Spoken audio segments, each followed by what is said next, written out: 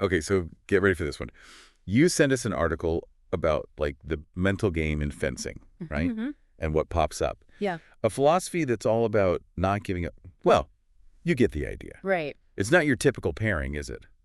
Not really. No, not what you'd expect. But that's what we're diving into today. And trust me, there's a method to this seeming madness. Right. I mean, we're talking about a sport where precision strategy, Absolutely. it's like chess at lightning speed. Yeah. So how does this whole not giving effect thing Yeah. actually work on the pist? Well, picture that there's this anecdote in the article, right? It's right from the comment section. Okay. A veteran fencer is in a bout, and the referee makes a scoring error in his opponent's favor. Wow. Now, most people would let it slide. Right. Maybe even see it as an advantage, right? Yeah. But this fencer, he stops the whole bout, Oh, wow. points out the error, and makes sure that his opponent gets the point that they deserve. Wow. Talk about sportsmanship, right? Absolutely. But honestly, that takes guts Yeah. to put the integrity of the sport above your own potential win. Exactly. And that's a perfect illustration of this not giving effect philosophy in action. Right. It's not about apathy or not caring about the outcome at all. Right. It's about choosing your battles, focusing on what truly matters, in this case, fair play and self-respect. Yeah. And that is powerful stuff, Yeah. both on and off the pist. Okay. I'm hooked. So break this down for us. Sure. What are the core principles of this philosophy? Yeah. And how do they apply specifically to a sport as technical and mentally demanding as fencing? So how does this choosing your battles thing actually play out like in the middle of a fencing match? Yeah. It seems like there'd be a lot to worry about in the heat of the moment. Oh, absolutely. There's a lot going on. Footwork, blade work, Right. anticipating your opponent's moves. It's a lot to process, Yeah. but that's where this philosophy really shines. Right. One of the core principles is about focusing on what you can control. Okay. So instead of getting caught up in distractions, Mhm. like a bad call from the referee, Mhm. or maybe a touch you think you should have made, Yeah. you're training yourself to let go of those things. You're not giving a feck about those. Okay. Easier said than done. Especially for someone like me who tends to overthink things. Sure. But I guess that's part of the mental game, right? Absolutely. It's like building a mental muscle. The more you practice redirecting your focus to the things that you can actually influence your footwork, your timing, your strategy, the better you become at it.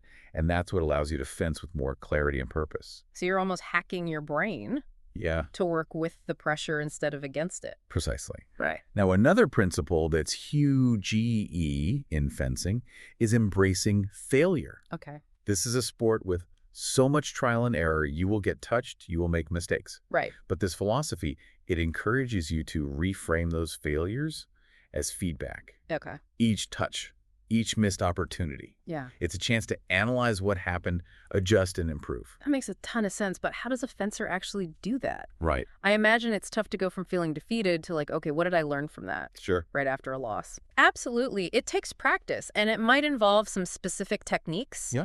Some fencers might mentally replay the bout, Mm-hmm. focusing on key moments where they could have reacted differently. Others might keep a training journal, Right. noting down patterns they observed or areas for improvement. So it's about turning those emotional reactions into something constructive, something actionable. Exactly. And that ties into another big idea here, defining your own success. Okay. Of course, winning is great, Right. but it's about recognizing that there are victories beyond the podium, beyond the medal count. Yeah.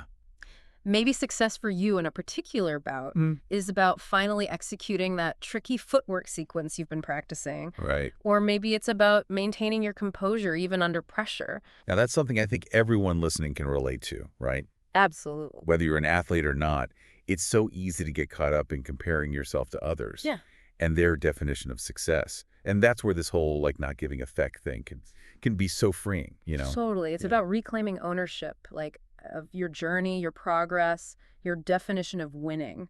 And that can be incredibly empowering. So we've talked about focusing on what you can control, embracing those failures as feedback, and defining your own success. Anything else on this philosophy, or are we ready to like hang up our fencing jackets? Almost. There's one more, and it might be the most important of all, staying true to your values. Even when things get crazy and the stakes are high. Which brings us right back to that veteran fencer, you know, the one who's stopped the bout to correct the scoring error, even though it could have meant like losing. Exactly. That's what's Yeah. so powerful about this whole story. It's a real world example of someone who's like really living their values, even under all that pressure. And in a way, it kind of brings all the other principles together. How so? Well, just think about it. By focusing on fair play and sportsmanship, he was basically choosing what he valued most, over just getting the win. He was embracing like the spirit of the sport, even if it meant a tougher fight. That's not giving a feck in the best way possible. Man, that's inspiring. It's like he was playing the long game, building a reputation for integrity and respect that goes way beyond any single match. Exactly. And that's something we can all take with us no matter what our arena is, whether it's at work or in our personal lives or even just like how we interact online. This idea of staying true to ourselves even when it's tough, that's a powerful way to live. So what does all of this mean for our listeners? The ones who may have never even, held a fencing weapon. It means you can apply this framework, this not giving a feck way of thinking, to any area where you might feel stuck or where you feel the pressure. Think about a goal you've been working towards. What are the things that really matter for you to succeed? How can you take those setbacks and turn them into learning experiences? And most importantly, are you being true to your values along the way? Well, there's some food for thought. Yeah. And hey, if you're interested in learning more, remember that fortune fencing blog you sent us? Yeah. They got a whole section on the mental side of things. Maybe we'll uncover another gem for a future deep dive. Always up for a good deep dive. Me too. Until then, keep those minds sharp. And remember, it's okay to not give effects, Yeah. strategically, of course. Thanks for joining us on the deep dive.